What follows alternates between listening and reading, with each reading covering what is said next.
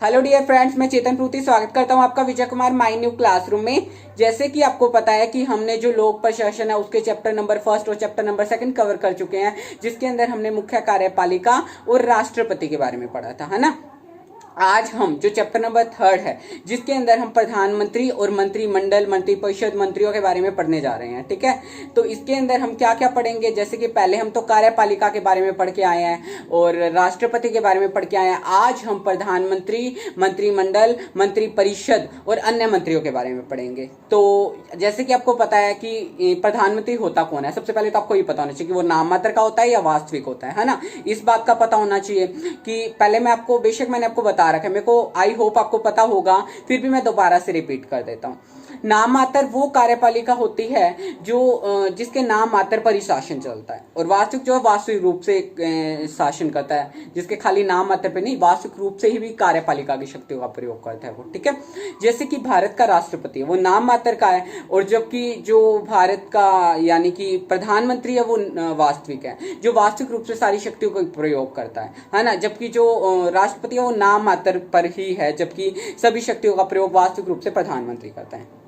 पता लग गया कि प्रधानमंत्री कौन है, वास्तविक मुखिया, ठीक है। इसके अंदर हम और क्या पढ़ेंगे कि मंत्री परिषद के बारे में पढ़ेंगे, जिसका जो है मंत्री परिषद जो है इसका अनुच्छेद कौन से में मंत्री परिषद आती है, तो अनुच्छेद 74 के अंतर्गत ये जो होती है हमारा ये आती है, ठीक है। और मतलब कि और हम क्या है इसके अंदर कि मंत्री परिषद, और आपको ये पता होना चाहिए कि मंत्री होते कितने प्रकार के हैं, ठीक है। तो जो हमारी मंत्री होते हैं मंत्रिमंडल के अंदर, मंत्री परिषद के अंदर, ठीक है, तो कितने प्रकार के मंत्री होते हैं, तो वहां पे 3 प्रकार के मंत्री होते हैं। कौन से? कैबिनेट मंत्री, राज्य मंत्री और उप मंत्री।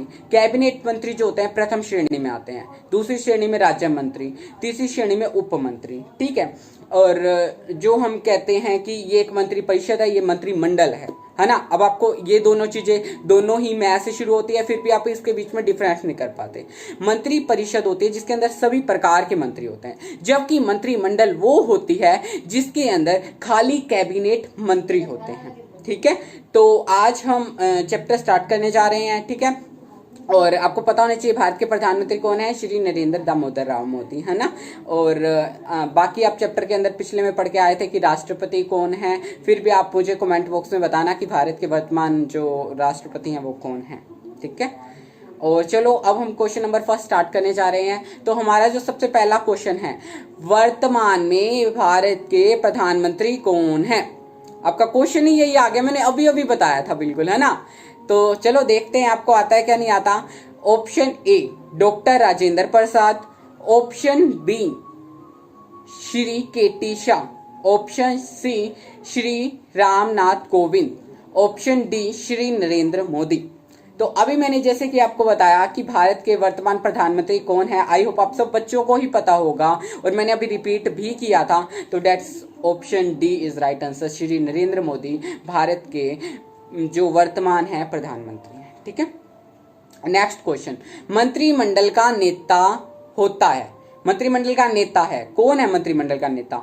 ऑप्शन ए राष्ट्रपति, ऑप्शन बी प्रधानमंत्री, ऑप्शन सी जो है हमारा उपराष्ट्रपति, ऑप्शन डी लोकसभा अध्यक्ष। तो हमारा जो है मंत्रिमंडल का नेता कौन होता है। बेशक से मंत्री परिषद के अंदर, मतलब जो पूरी मंत्रिमंडल होता है, किसका मतलब सबका उनका अध्यक्ष कौन होता है, तो उनका अध्यक्ष जो होता है वो प्रधानमंत्री होता है, जैसे कि मैंने अभी आपको रिपीट किया था समरी के अंदर। तो जो हमारा ऑप्शन है, ऑप्शन बी इज राइट है, ठीक है। नेक्स्ट क्वेश्चन है थर्ड, मंत्री परिषद जो होती है की व्यवस्था किस अनुच्छेद में की गई है। जो हमारी मंत्री परिषद है उसकी जो व्यवस्था की गई है वो किस अनुच्छेद में की गई है। ऑप्शन ए अनुच्छेद 52, सेकंड अनुच्छेद 53, और थर्ड अनुच्छेद 74, और डी है अनुच्छेद 78। तो किस में की गई है, तो ऑप्शन सी इज राइट। मैंने कि आपको समरी में भी बताया था, जो मंत्री परिषद है उसकी जो व्यवस्था की गई है वो अनुच्छेद 74 में की गई है। तो option C is right answer, ठीक है। आई होप आपको ये तीनों क्वेश्चन अच्छे से समझ आ गए होंगे। चलिए आगे क्वेश्चन नंबर 4। हमारा क्वेश्चन नंबर 4 है मंत्रिमंडल जो होती है, मंत्रिमंडल की बैठकों में केवल निम्नलिखित मंत्री ही भाग लेते हैं। कौन से मंत्री भाग लेते हैं? ऑप्शन ए राज्य मंत्री, ऑप्शन बी उप मंत्री, ऑप्शन सी कैबिनेट मंत्री, ऑप्शन डी संसदीय सचिव। तो मैंने आपको ये बताया भी था, सबसे ऊपर श्रेणी में भी जो थे, मैंने बिल्कुल हिंट भी दे दिया आपको, जो सबसे ऊपर श्रेणी में भी थे उसके बारे में भी बता दिया। तो अब आपको इस क्वेश्चन का जो आंसर है कि जो मंत्रिमंडल की बैठकों में कौन से मंत्री भाग लेते हैं, इसका आंसर आप कमेंट बॉक्स में दोगे, ठीक है। नेक्स्ट क्वेश्चन जो है हमारा 5th, भारत के जो प्रधानमंत्री को वेतन और भत्ते संबंधी निर्णय कौन लेता है? जो प्रधानमंत्री को वेतन दिया जाता है, उसको भत्ते दिए जाते हैं, इनके निर्णय लेता कौन है? ठीक है, ये है। तो इसके निर्णय कौन लेता है? ऑप्शन ए संसद द्वारा, ऑप्शन बी राष्ट्रपति द्वारा, ऑप्शन सी संविधान द्वारा, ऑप्शन डी मंत्रिमंडल द्वारा। तो इसके जो सभी वेतन और भत्ते जो होते हैं वो संसद निश्चित करता है। और वैसे मैं आपको एक बात और बता दूं कि यहाँ से ही बात मैं मतलब कंप्लीट पहले थोड़ी सी और बता देता हूँ कि जो वेतन भत्ते होता है प्रधानमंत्री के, वो कौन निश्चित करता है? संसद निश्चित करती है। जबकि प्रधानमंत्री की नियुक्ति कौन करता है? अब क्वेश्चन आ सकता है, जो प्रधानमंत्री होता है, प्रधानमंत्री की नियुक्ति जो होती है, जब लोकसभा के अंदर जो बहुमत दल का नेता होता है, जिसको सबसे ज्यादा बहुमत प्राप्त होता है, उसको क्या बनाया जाता है? प्रधानमंत्री। ठीक है, उसकी नियुक्ति कौन करता है? फिर राष्ट्रपति करता है। बहुमत दल के नेता को प्रधानमंत्री नियुक्त करता है। ठीक है, तो कौन बहुमत दल के नेता को? राष्ट्रपति प्रधानमंत्री नियुक्त करता है। ठीक है, इसको शपथ कौन दिलाता है? शपथ भी कौन दिलाता है? इसको राष्ट्रपति ही शपथ दिलाता है। ठीक है, इसका कार्यकाल 5 वर्ष का होता है। हम इसको पहले भी हटा सकते हैं अगर लोकसभा जो होती है, मतलब कि लोकसभा को भंग कर दिया जाए, तो प्रधानमंत्री को 5 वर्ष से पहले भी हटाया जा सकता है। ठीक है, संविधान के अनुसार। वैसे इसको जब तक लोकसभा के अंदर बहुमत रहता है, ये अपने पद पर बना रहता है, और वरना इसको मतलब इसके बहुमत को हम जो है मतलब कि इसको हटाया भी जा सकता है पहले भी। ठीक है, तो आपको पता लग गया था, संसद द्वारा वेतन और भत्ते निश्चित किया जाता है। नेक्स्ट क्वेश्चन जो आपका सीखता है, भारतीय प्रधानमंत्री किसकी अध्यक्षता करता है? जो प्रधानमंत्री होता है किसकी अध्यक्षता करता है? नंबर 1 लोकसभा की, ऑप्शन बी राज्यसभा की, ऑप्शन सी मंत्रिमंडल की अध्यक्षता करता है, ऑप्शन डी संसद की। मैंने आपको बताया भी था किसकी अध्यक्षता करता है? मंत्रिमंडल की अध्यक्षता करता है। Option is right answer.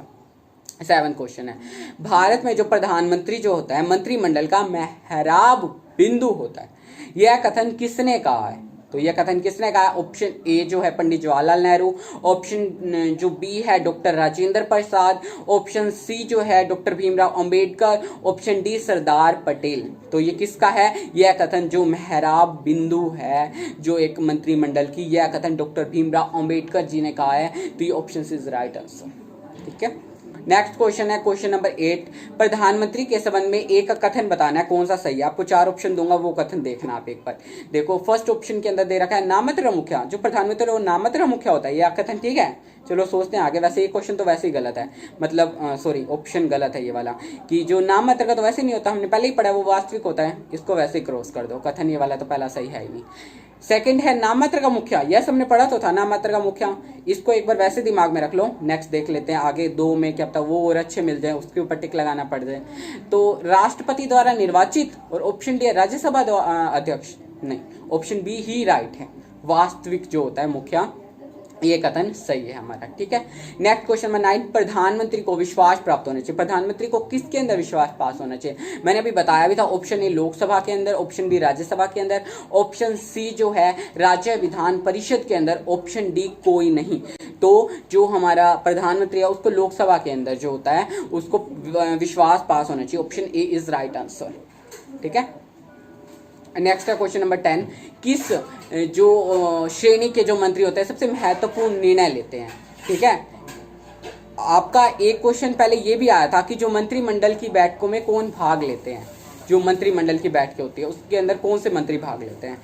उसके अंदर मैंने आपको क्वेश्चन दिया था कि जो सबसे पहली श्रेणी में आए थे। अब आपने यहाँ पे ये पूछ लिया किस श्रेणी के जो मंत्री होते हैं सबसे महत्वपूर्ण निर्णय लेते हैं, मतलब कि अब इसने मंत्री भी बता दिए। वहां इसने मंत्री नहीं बताए थे, वहां इसने ये बताए थे कि जो मंत्रिमंडल है उसके अंदर कौन से मंत्री होते हैं। ठीक है, मतलब कि जो हमारी मंत्रिमंडल होती है, जो हमारा क्वेश्चन जो पहले आया था वो क्या था, मंत्रिमंडल के बारे में था। अब यहाँ पे इसने ये पूछा कौन से मंत्री जो महत्वपूर्ण जो निर्णय लेते हैं वो कौन से मंत्री होते हैं, राज्य मंत्री, उप मंत्री, कैबिनेट मंत्री या कोई नहीं। तो इसके अंदर जो option C right answer, cabinet मंत्री सबसे फर्स्ट श्रेणी में होता है, ये सबसे महत्वपूर्ण नीतियां लेते हैं, महत्वपूर्ण निर्णय लेते हैं। ठीक है, और 11वां क्वेश्चन है मंत्रिमंडल उत्तरदायी होती है। ऑप्शन है संसद के प्रति, ऑप्शन बी प्रधानमंत्री के प्रति, ऑप्शन सी राष्ट्रपति के प्रति, ऑप्शन डी स्पीकर के प्रति। ये क्वेश्चन आपको मैंने भी पहले भी समरी में भी बताया और पहले इन क्वेश्चनों के अंदर भी मैंने रिपीट किया है। इस क्वेश्चन का आंसर भी आप कमेंट बॉक्स के अंदर दोगे। आ गया क्वेश्चन नंबर 12, नीति आयोग का पदेन अध्यक्ष। तो मैं पहले आपको बता ही देता हूँ, नीति आयोग का ये जो अध्यक्ष होता है वो प्रधानमंत्री होता है। जैसे कि भारत का प्रधानमंत्री श्री नरेंद्र मोदी जी, तो नीति आयोग के अध्यक्ष कौन है, श्री नरेंद्र मोदी। अगर यही क्वेश्चन पूछ ले नीति आयोग के, अभी तो मैंने अध्यक्ष बताया, ये आज नीति आयोग के उपाध्यक्ष, तो वो कौन है, डॉक्टर राजीव कुमार। कौन है, डॉक्टर राजीव कुमार। ठीक है, तो अब हमारा तो ये है नीति आयोग का पदेन अध्यक्ष कौन है, तो ऑप्शन देखो, ऑप्शन ए राष्ट्रपति, ऑप्शन बी उपराष्ट्रपति, ऑप्शन सी लोकसभा अध्यक्ष, ऑप्शन डी प्रधानमंत्री। तो मैंने अभी बताया था आपको, option D is right answer, प्रधानमंत्री। ठीक है, मेरा नेक्स्ट क्वेश्चन है क्वेश्चन नंबर 13, क्या है, प्रधानमंत्री का कार्यकाल कितना होता है। ऑप्शन ए 2 वर्ष, ऑप्शन बी 3 वर्ष, ऑप्शन सी जो है वो 4 वर्ष, ऑप्शन डी 5 वर्ष।